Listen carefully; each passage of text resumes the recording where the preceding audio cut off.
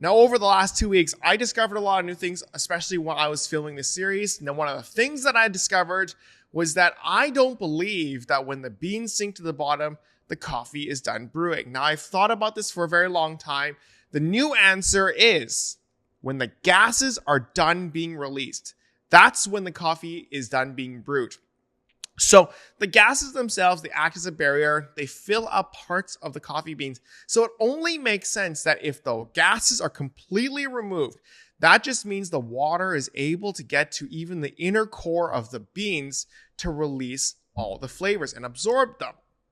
Now, when I was doing the single pour, especially in my new iterated version where I have a second pour on top of it, the second pour actually releases very, very little bits of gases, but there's a little bit, and that just means there's flavors I didn't get to.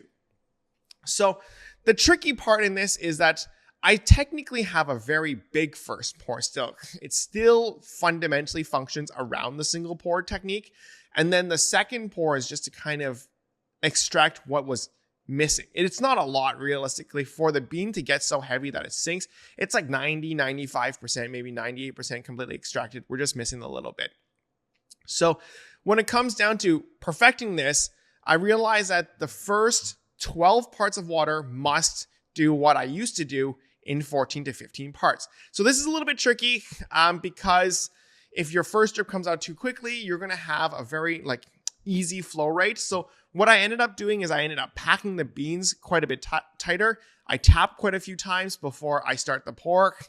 And then I pour very gently, very slowly, trying to get a very elongated first drip.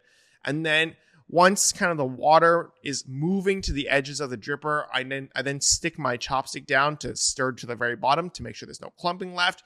And when that happens, I know that the water is set up to extract as much as possible from the very beginning. So when we get to the 12 parts, we're still going to use enough movement to try to sink all the floating grinds. To do that, you have to pour much slower. So I pour at around 3.5 to 4 milliliters per second now. I finish pouring like 240 milliliters in about 65 to 70 seconds. So it's very slow. It's very tiring. But I think that you're going to capture and brew a lot of the flavors. Now, at the same time, I've kind of gone a little bit finer on the grind size, just so I can maximize this. And because I pour from a closer range, as I talked about in the last video, it's much more gentle. So when it's gentle, it doesn't have a lot of clogging. We do dislodge just enough microfines to prevent the water from channeling towards the edges.